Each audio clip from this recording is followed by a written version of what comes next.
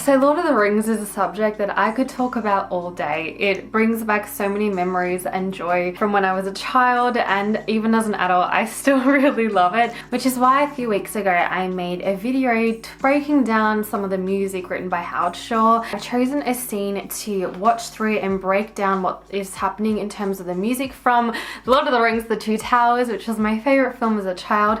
It's changed now. I think 1 and 3 are my equal favorites. So instead of breaking down each note and melody line written by Howard Shore, I'm going to point out the themes, where they are and what they represent. So hopefully that the next time when you watch these films, you'll be like, oh hey, that's that theme and that's what it represents. And as I mentioned in the previous video, 90% of the information I have is from this fabulous book, so let's give credit to Doug Adams. So the scene we're watching is very early on in the film. It's where Aragorn, Legolas and Gimli are looking for Merry and Pippin, and there are so many musical things that occur like within this next 3 minutes. I'm very excited to point them out for you, so let's go. So coming up, we're about to hear Rohan's theme.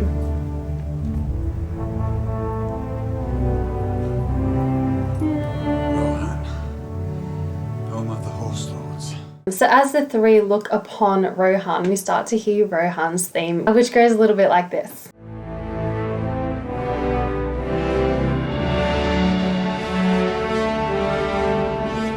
You can hear that the melody is being played by brass. It adds that regality to Rohan, which I think is very fitting for how people perceive Rohan. But it isn't until they reach Rohan that the music gives us a clue that not everything is as it seems.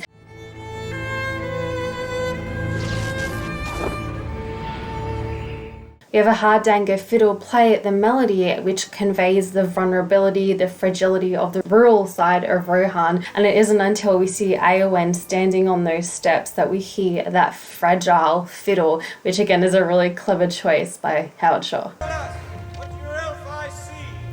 The Uruks turn northeast.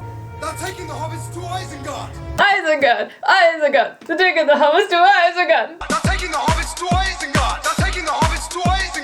Sorry, I couldn't stop. Okay, we'll keep going. Who now has the strength to stand against the armies of Isengard and Mordor and the union of the Two Towers? So Howard Shore made the decision to use this theme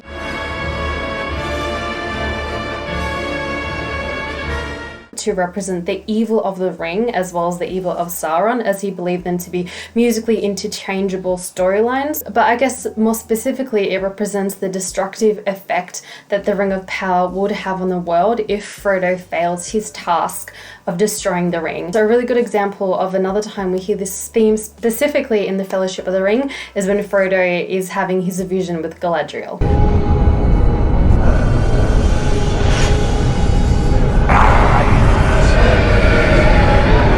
Howard Shore is giving us a clue that this music is there to represent the destruction, what will happen if he fails. And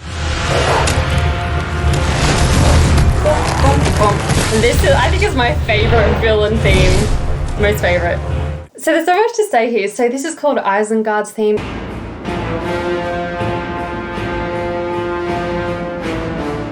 It's probably my favorite villain theme from Lord of the Rings. If you want to talk musical relationships, you will notice the Shire theme, the Seduction of the Ring, and Isengard's theme. They all begin with a 3-pitch stepwise motion, and it just goes to show, wow, Howard Shore really was thinking very much in terms of how to create relationships through themes in the films, and it's something that I just admire a lot. We will drive the machine of war with the sword and the spear and the iron fist.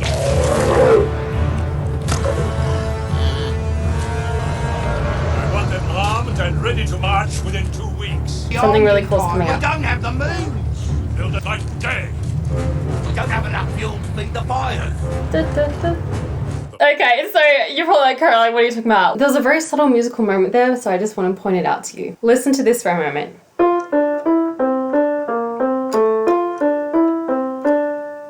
So this isn't a theme, but it is an extension of the musical world of Mordor. It is called the Descending Third. It represents an impending doom, and it can also be heard in Fellowship of the Ring when the hobbits are being hunted down by ring wraiths. Take a listen.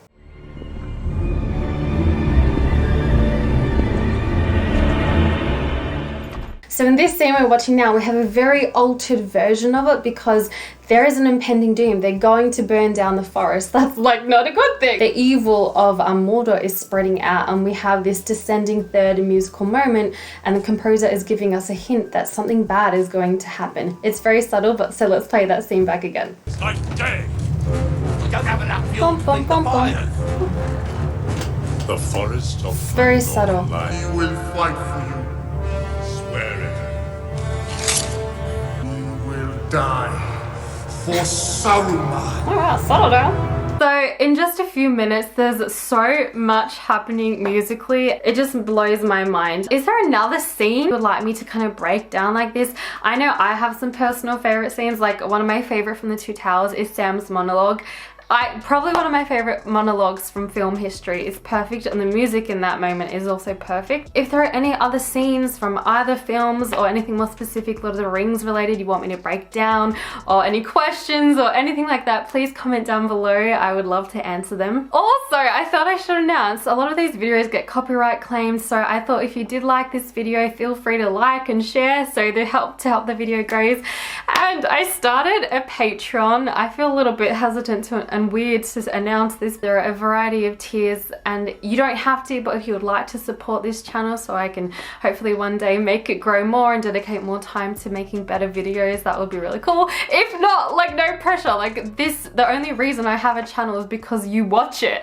Like, I'm so well of that. So by no means feel obligated to go to Patreon. I hope you Lord of the Rings fans can geek out with me in the comments, and until next time, bye.